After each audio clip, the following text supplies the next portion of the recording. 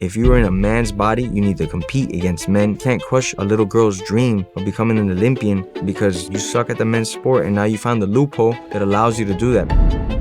My name is Jorge Masvidal, and this is my story. I definitely believe that women should only compete against biological women. It's just not right, you know? How does the guy that's couldn't even get a medal, he wasn't even talked about, goes to the women's section and breaks all the records? Why? Because it's not the same. You just can't compare. It's apples and oranges. If you are in a man's body, you need to compete against men, and biological women need to only compete against biological women. It's not fair for us to take their shine away. I am a former UFC fighter, currently still hold the record for the fastest knockout in the world, original BMF champion, proud patriot, God-fearing man above everything, and a proud father. My dad is from Cuba, and my mother's from Peru. They met in Miami, Florida, and I was born in Miami and practically raised in Miami. My dad went to jail. He got incarcerated when I was just 4 years old. My mom had a full-time job, and then she had a part-time job. She was an instructor at Bally Total Fitness, and she'd teach like the cardio classes. She was always in good shape. And then she'd get home after a full-time job. She'd make these bead necklaces, you know, to send them off to wherever to make a couple dollars extra. Me and my mother moved around a lot, and then I ended up living in Peru for like 4 years, very spontaneous overnight. I remember when I was living in Peru, there was, I don't know how to say it in English, Sendero Luminoso was a terrorist group in Peru. They would put bombs in public places. So a lot of the times we didn't have power for like 3 weeks because they bombed the near power plant or something. There was no water because they blew up like a water treatment facility. So it was like interesting times to live over there. So when I was coming to America, I was very much like, this is the land of opportunity. If there's one thing I know is that America is a place to be at, you know? I was born with some special qualities. I had insane ADHD and I could never sit this long with anybody or anything. But on Saturdays, I used to play these Kung Fu marathons. It would last like 5 hours. They would just show Kung Fu movies. My dad says this was the only thing in the world that would get me to sit still. So my dad noticed that inclination towards combat since young. If you ask him, by the age of like 4 years old, I had been kicked out of like 6 or 7 daycares. I'd spend all day Saturday watching the Kung Fu movies. Come Monday, I was reenacting those moves on the kids, you know? And that led to a lot of trouble. On my birthday, November 12th, the UFC has their first show. I didn't discover it till I was like 11, 12 years old. I didn't care about nothing else. Like, I was the biggest nerd you ever seen. I knew every champion. When they won a belt, lost a belt, and I loved it. I was like, man, this is what I'm meant to do, fight, you know? By the time I was 12, 13 years old, I already knew I'm gonna do this for the rest of my life, and this is how I'm gonna make my way out. I started competing around 12, 13 years old. By the time I was 18, I was a professional. There was many times where I didn't have like let's say a house or a home, because in fighting, there's no money. You're fighting for $200-300 a fight. Sometimes promoters would write you checks that would bounce.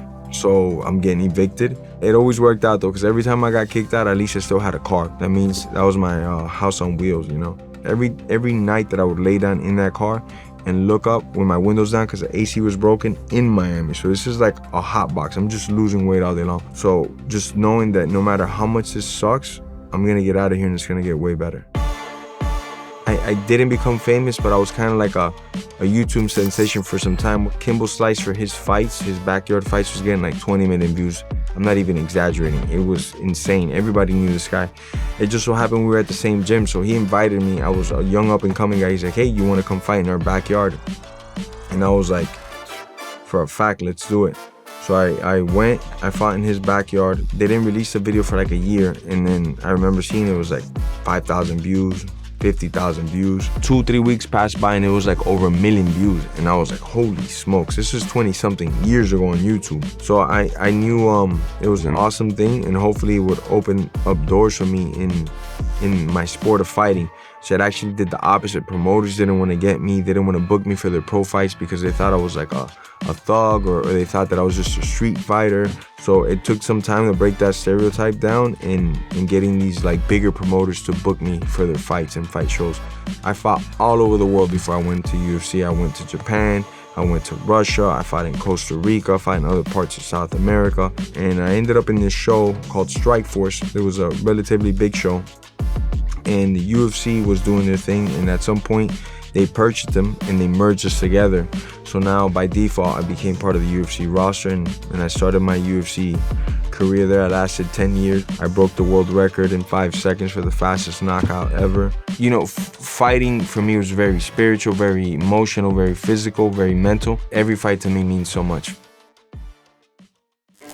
My dad escaped Cuba when he was 15 years old. Him and his best friend and his best friend's uncle, they found tire tractors and they turned them into rafts and they took off.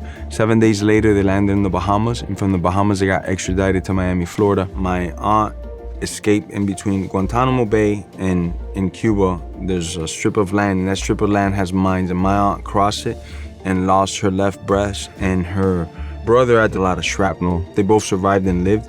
These are direct family members of mine, so I'm hearing these atrocities.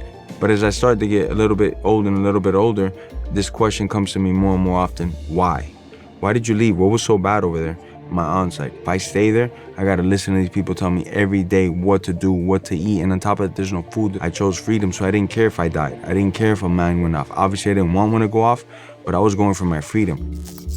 A lot of teachers are indoctrinated already.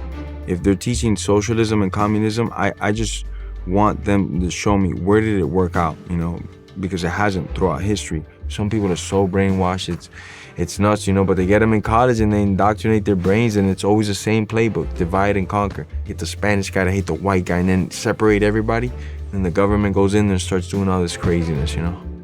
I'm American, like, first, and I love, and my parents literally sacrificed on both ends to get to this country. So first and foremost, I am American, I'm Latin, and I feel very proud to be Latin, but I respect this country, and I think as a patriot, the first thing you have to do is have your freedom of speech and use that.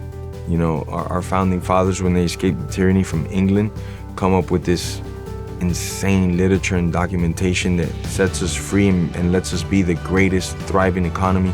And it's a system that maybe it's not perfect, because I don't think nothing's perfect, but it's as close as we have to freedom, to actual freedom. You know, I've been all over the world. I wouldn't live anywhere else. Thank you for watching this video, and if you enjoyed this free video, let's keep them free by making a tax-deductible donation right now, please.